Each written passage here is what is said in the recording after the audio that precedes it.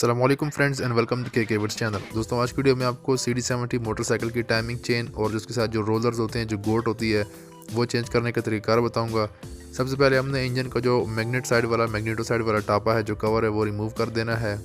इसके बाद मैग्नेटो खोलने के लिए इसका जो टूल है वो इसके अंदर इंगेज करके इसके अंदर फंसा के हमने इसका जो मैग्नेटो का बोल्ट है वो रिमूव कर देना है, खोल देना है।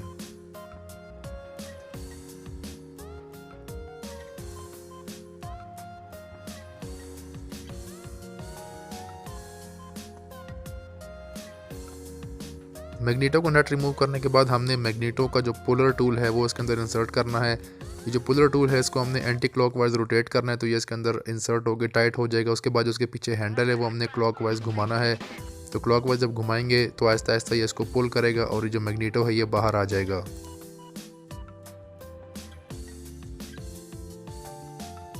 इसके बाद जो स्टेटर कॉयल है, जिसको हमारी ज़ुबान में कॉयल कड़ा कहा जाता है, इसको रिमूव करने के लिए इसकी जो प्लेट है इसके ऊपर दो स्क्रूज लगे होते हैं, लेकिन ये स्क्रू आम स्क्रू ड्राइवर से नहीं खुलते।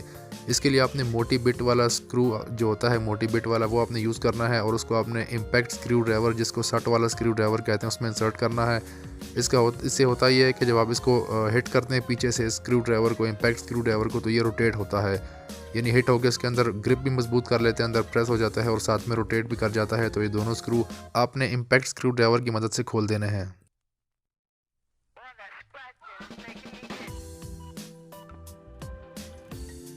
दोनों स्क्रूज रिमूव करने के बाद आपने जो कॉयल कड़ा है, स्टेटर कॉयल, इसकी प्लेट समेत इसको बाहर निकाल लेना है।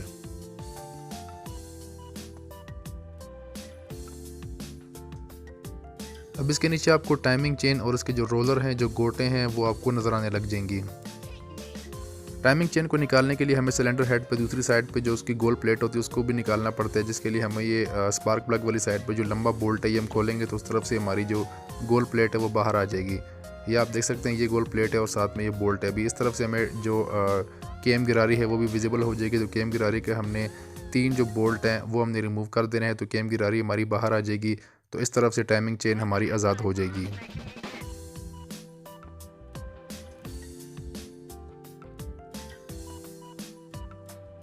अब इस हेड के साथ ही ये जो बोल्ट आपको नज़र आ रही है ये भी हमने रिमूव कर देना है, क्योंकि इस बोल्ट ने भी पीछे जो एक रोलर होती है, जो गोट होती है, उसको होल्ड किया होता है। तो ये बोल्ट भी हम रिमूव कर देंगे। अब हमारी टाइमिंग चेन बिल्कुल लूज़ हो चुकी है, तो उसके सामने वाली जो गोट है जो उसको प्रेस करती है, जो उसमें टेंशन बरकरार रखती है, वो गोट आसानी हम बाहर निकाल लेंगे और उसको भी हम चेंज करेंगे।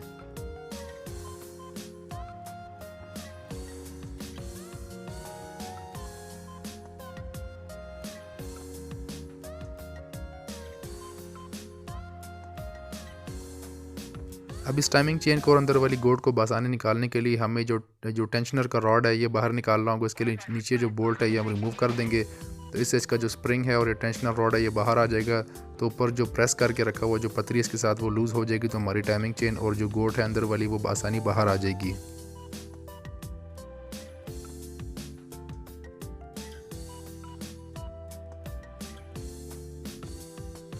अब इस टेंशनर रॉड ने जो पतरी प्रेस की होती है उसके भी आपने बाउंड्रीज देख लेनी। अगर ये घिसी हुई हो, कटी हुई हो, तो फिर इसको भी आपको चेंज करने की ज़रूरत पड़ती है। तो अभी हम टाइमिंग चेन को बाहर खींच लेंगे और उसके अंदर वाली जो गोट है वो भी साथ बाहर आ जाएगी, तो उसको भी हम बाहर निकाल लेंगे। और ये भी जो रोलर है या जो गोट है इसकी भी कंडीशन ठीक नहीं है, तो उसको भी हम रिप्लेस करेंगे।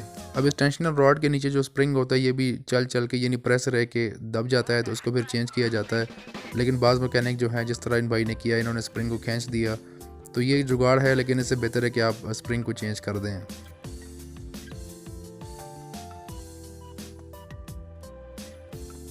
तो ये भी आपके सामने नई और पुरानी रोलर है, गोट है। तो आप देख सकते हैं कि जो पुरानी है वो घिस चुकी है, कट चुकी है, तो अभी हम इसको रिप्लेस करेंगे नए के साथ।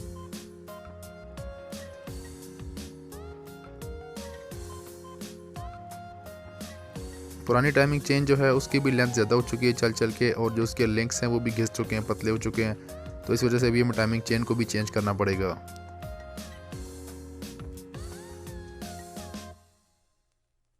नई टाइमिंग चेन को बिठाने के लिए इसके अंदर वाली जो गोट है हेड में जो लगती है, सबसे पहले हम उसके ऊपर टाइमिंग चेन चढ़ा के उस गोट को अंदर बिठाएंगे और उसके ऊपर बोल्ट हम इंगेज कर देंगे।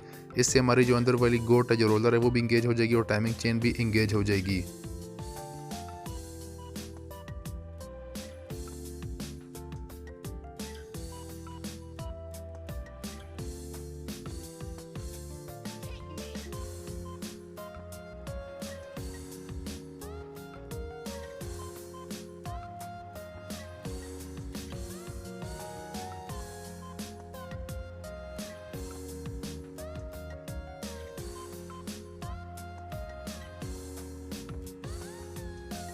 इसके बाद जो टाइमिंग चेन के ऊपर की तरफ गोट आती है, जो रोलर आती है, वो हमने बिठा देनी है, जो कि बेसिकली टाइमिंग चेन की टेंशन को बरकरार रखती है। इसके बाद हमने टाइमिंग चेन को केम शाफ्ट वाली साइड से बाहर निकाल लेना है और वहाँ पर इंगेज कर देना है, और उसके अंदर हमने जो रॉड था वो इंसर्ट कर देना है थोड़ी देर के लिए, ताकि टाइमिंग चेन हमारी वापस न चली जाए। इसके बाद हमने टेंशनल रॉड इंसर्ट कर देना है, उसके नीचे स्प्रिंग डाल देना है और ऊपर हमने बोल्ट टाइट कर देना है।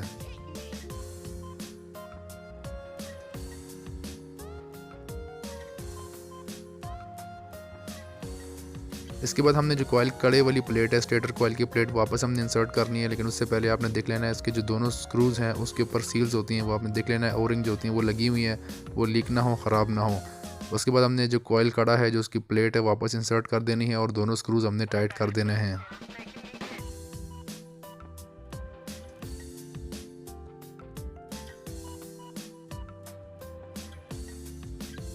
इसके बाद जो हेड के अंदर हमने जो रोलर था, उसका जो बोल्ट था वो हमने इंगेज किया, तो उसको हमने टाइट कर देना है। अब हम मैग्नीटो को लगाएंगे, लेकिन मैग्नीटो को लगाते वक्त आपने ये जो पिन देख रहे हैं आप, कट सा बना हुआ है, ये आपने इसको इनलाइन करके आपने बिठाना है। ये मैग्नीटो में भी ये कट बना होता है, तो उसके ऊपर आपने इनलाइन करके इस कट के सिमत में आपने बिठा देना है। इसके बाद मैग्नीटो को ऊपर जो नट है वो आपने इंगेज कर देना है। उसके बाद जो उसका टूल है उसकी मदद से आपने मैग्नीटो को होल्ड करके इस नट को अच्छे से टाइट कर देना है।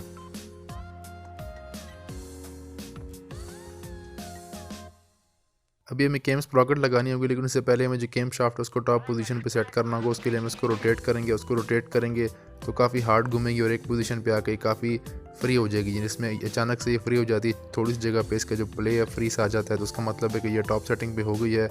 तो उस पोजीशन पे रख के फिर हमने इसके ऊपर केम स्प्रॉकेट लगानी है और उसके ऊपर टाइमिंग चेन हमने चढ़ा देनी है। उसके बाद हमने जो इसका मैग्नीटो है उसको हमने रोटेट करना है और उसको टॉप पे ले आना है, उसको जहाँ पर टी का मार्क है और जो इंजन की जो बॉडी है उसके ऊपर एक मार्क बना हुआ है, तो टी और उस मार्क को हमने बराबर कर देना है, इनलाइन कर देना है। और उस तरफ से हमने जो केम स्प्रॉकेट है, जो केम गिरारी है, उसके ऊपर कट बना होता है और साथ में जो सिलेंडर होता है उसकी बॉडी पे कट होता है, तो उन दोनों को इनलाइन कर देना है। तो इस तरफ से हमने टी और मार्क को, जो टी है और ऊपर जो मार्क है मैग्नीटो का, उसको इनलाइन करना है और सामने जो केम गिरारी है उसके दोनों मार्क आपस में इनलाइन कर देने हैं, तो हमारी टाइमिंग हो जाएगी।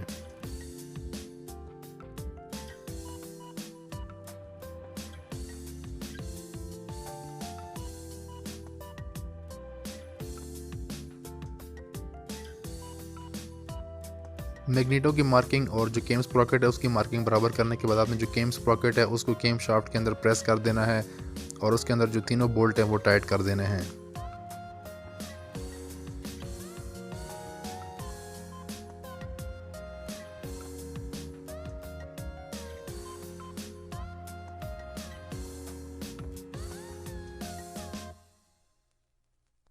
अभी मैं आपको चेक करा देता हूँ। मैग्नीटो के ऊपर जो टी लगा हुआ और ऊपर जो मार्क है आप देख सकते हैं, दोनों को इनलाइन करें तो अंदर जो स्प्रॉकेट है उसकी भी मार्किंग सामने वाली के साथ बिल्कुल इनलाइन हो गई है। तो उसकी जो केम है वो भी और जो उसका मैग्नीटो है, यानी पिस्टन और जो वॉल्व हैं उनकी टाइमिंग आपस में सेट हो चुकी है। इसके बाद हमने केम स्प्रॉकेट के ऊपर जो गोल कवर है, प्लेट है, वो बिठा देनी है। उसको बिठाने के लिए हमने दूसरी तरफ से स्पार्क प्लग के साथ जो होल है उसके अंदर हमने लंबे वाला बोल्ट इंसर्ट कर देना और बोल्ट को अपने हल्का सा टाइट करना। ये बोल्ट ज़्यादा टाइट नहीं करना, वरना जो प्लेट है ये क्रैक हो जाती है। तो इसके बाद हमने सिंपली जो उसका इंजन का टापा है, कवर है, वो लगा देना है। तो ये था प्रोसीजर CD70 मोटरसाइकिल की टाइमिंग चेन और टाइमिंग जो गोट है, रोलर है, उनको चेंज करने का तरीक़ाकार। उम्मीद करता हूँ ये वीडियो आपके लिए मालूमाती साबित हुई होगी। वीडियो अच्छी लगी तो वीडियो को लाइक कर दीजिए, के विर्स चैनल को सब्सक्राइब कीजिए और बेल आइकन को भी प्रेस कर दें। अपना ख्याल रखिएगा। अल्लाह हाफिज़।